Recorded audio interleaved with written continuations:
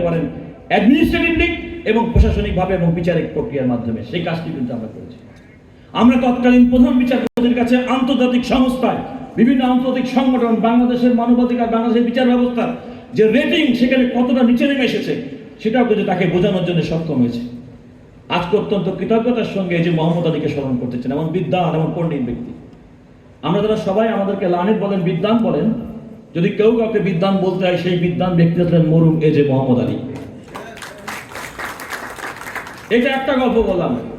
আমাদের ঢাকা বারের সাবেক প্রেসিডেন্ট সেক্রেটারি এখানে উপস্থিত আছেন।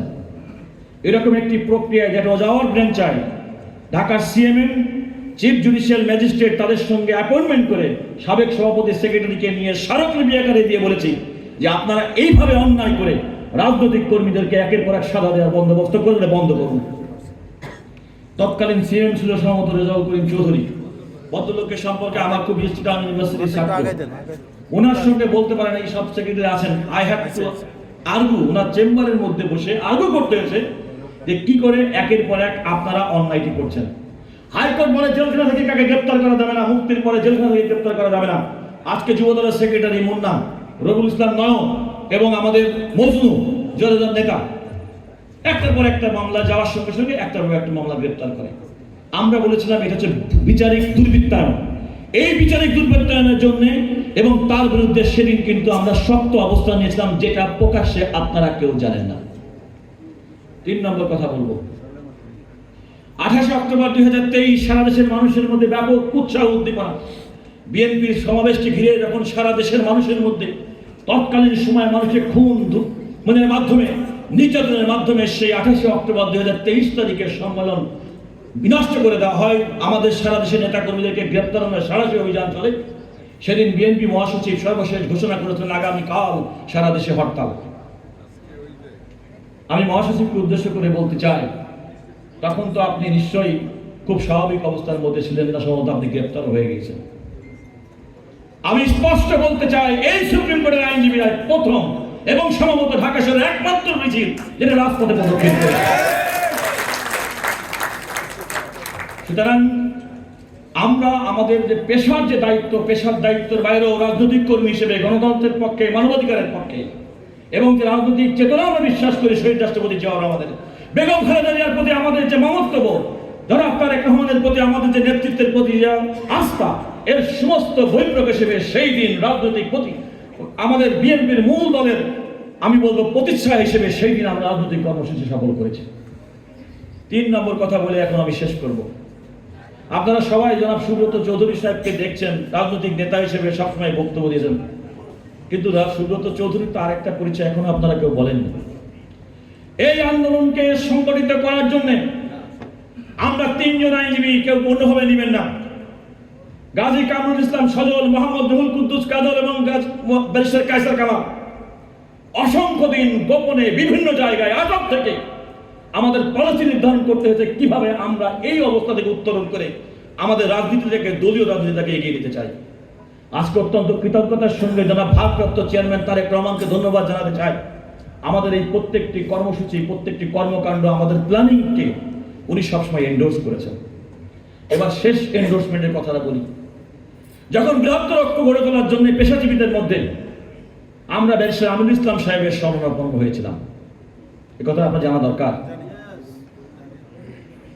এই ইউনাইটেড লয়ার্স ফ্রন্ট নামটা কিন্তু ব্যারিস্টার আমিনুল ইসলাম সাহেবের দেওয়া।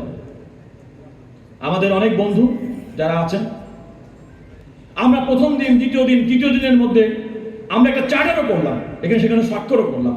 আমার মহাসচিব সাহেব আছে। দুর্ভাগ্যজনকভাবে ব্যারিস্টার আমিনুল ইসলাম সাহেবের সেই স্বাক্ষর করা কাগজ আমি কৌশলে ছবি তুলে রাখতে পারলেও সেটি আমার হাত থেকে ছিনতাই হয়ে গেছে তার বাসার চেম্বার থেকে। তিনি এবং তার মেয়ের বক্তব্য হচ্ছে ডিজিএফআই এমন চাপ দিয়েছে ব্যারিস্টার আমিনুল ইসলাম সাহেব আর আসতে পারবেন না। তখন যারা ভারপ্রাপ্ত চেয়ারম্যান, এবং আমি আবার এই যে মোহাম্মদ আলীর কথা বলি, এই যে মোহাম্মদ আলী সাহেব বললেন যে আমরা যারা আছি আমরা নিয়ে করে ফেলবো, সেই সময় সিদ্ধান্ত অনুযায়ী জনাব জয়নুল আবেদিনকে ইউনাইটেড লয়ার্স ফ্রন্টের আহ্বায়ক এবং জনাব সুব্রত চৌধুরীকে কনভেনার এবং কনভেনার করে এই ইউনাইটেড লয়ার্স ফ্রন্টের যাত্রা শুরু। এবং সেই ইউনাইটেড লয়ার্স ফ্রন্টের নেতৃত্বে আমরা বিভিন্ন বিভাগীয় শহরে আমরা আইনজীবীদেরকে নিয়ে রাজপথে মিছিল করেছি, যাতে আমাদের ভীত সন্ত্রস্ত, রাজনৈতিক নিপীড়নের শিকার আমাদের রাজনৈতিক কর্মীরা প্রত্যেকটা জায়গায় তারা রাজপথে আসতে সাহস পায়। এমন একটি দীর্ঘমেয়াদী চিন্তা করে আমরা সেদিন রাজনৈতিক কর্মসূচি আমরা করেছি, আমরা ড্রপ করেছি এবং সেটা আমরা এক্সিকিউশন করেছি। এই কথাটা আপনাদেরকে জানা দরকার বলে আমি মনে করি, এবং আমি মনে করি দিস ইজ দ্য মোমেন্টাম যেখানে আপনাদের জানানোর সুযোগ হয়েছে। শেষ কথাটা বলি জনাব, শেষ কথা হয়ে গেছে, এবার শেষ কথা। সবাই বলবে আমি বলবো না, সবাই দাবি করছে করবো। গাজী কামরুল ইসলাম সজল, মোহাম্মদ আলী, ইউনিয়ন জামিল হক ফয়সাল ভিডিওর মধ্যে আছে। আমরা কার্ফু ভাঙছি, কার্ফু ভাঙা তো আমাদের জন্য নস্যি ছিল। ইনিয়ে বিনিয়ে প্রকাশ্যেই বলেছেন আইনজীবীদেরকে মূল্যায়ন করতে হবে। আমি আইনজীবীদেরকে মূল্যায়নের ক্ষেত্রে জনাব মির্জা ফখরুল ইসলাম আলমগীর, আপনি বাংলাদেশের মানুষ বিশ্বাস করে আগামী দিনে অতি সন্নিকটে যে বাংলাদেশের অবাধ সুষ্ঠু নিরপেক্ষ নির্বাচন হবে, সেই নির্বাচনে বাংলাদেশ জাতীয়তাবাদী দল রাষ্ট্রপ্রধানের দায়িত্ব পাবে, আমি বিশ্বাস করি। আমরা আইনজীবীরা কি পাবো? গতকাল আপিল বিভাগে বলেছি ওয়ারেন্ট অফ প্রেসিডেন্সি আইনজীবীদের কোনো অবস্থান নেই। গতকাল একজন বিচারপতি উল্লেখ করেছেন যারা আইনমন্ত্রী হন আগের দিন কোর্ট করেছেন, পরের দিন মন্ত্রী হয়েছেন, ফিরে আসছে, পরের দিন আইন প্র্যাকটিসে যোগদান করেছেন, কিন্তু যখন ওখানে যান আইনজীবীদের কথা, বিচার অঙ্গনের কথা কেউ মনে রাখেন না। যে কথা আজকে বলছি, আজকে আপনার বক্তব্যের মধ্যে বলতে হবে যে আমাদের অবস্থান যাই হোক না কেন, এই আইনজীবীদের ভূমিকা আমি কোনো সময় ভুলবো না। এবং আগামী দিনের রাজনীতি আমি ব্যক্তিগতভাবে মনে করি আগামী দিনের রাজনীতি হতে হবে অত্যন্ত মেধা নির্ভর, অত্যন্ত সততা নির্ভর। আপনি নিজে বাংলাদেশের রাজনীতিতে অসংখ্য মানুষ যখন হাসিনার এই সার্কাস এবং ওবায়দুল কাদেরের সার্কাস দেখত, তখন সাধারণ মানুষ বলতো আমরা বিএনপিকে ভালোবাসি। দেশ মরুন রাষ্ট্রপতি জিয়াউর রহমানকে দেখে, বেগম খালেদা জিয়াকে দেখে, তারেক রহমান নেতৃত্ব দেখে আরেকজন সজ্জন ভদ্রলোক মির্জা ফখরুল ইসলাম আলমগীর। আপনার সেই সজ্জনতা, আপনার সেই সততা আগামী দিনের রাষ্ট্র পরিচালনা, আগামী দিনের নেতৃত্ব নির্ধারণ করার জন্য আপনাদেরকে এমন ব্যক্তিদেরকে চুজ করতে হবে যারা প্রকৃতপক্ষে মেধা সততায়, যারা বাংলাদেশের মানুষকে দিতে পারবে, যারা শুধু নেওয়ার জন্য এই দল করবে না। আপনাদের সবাইকে ধন্যবাদ।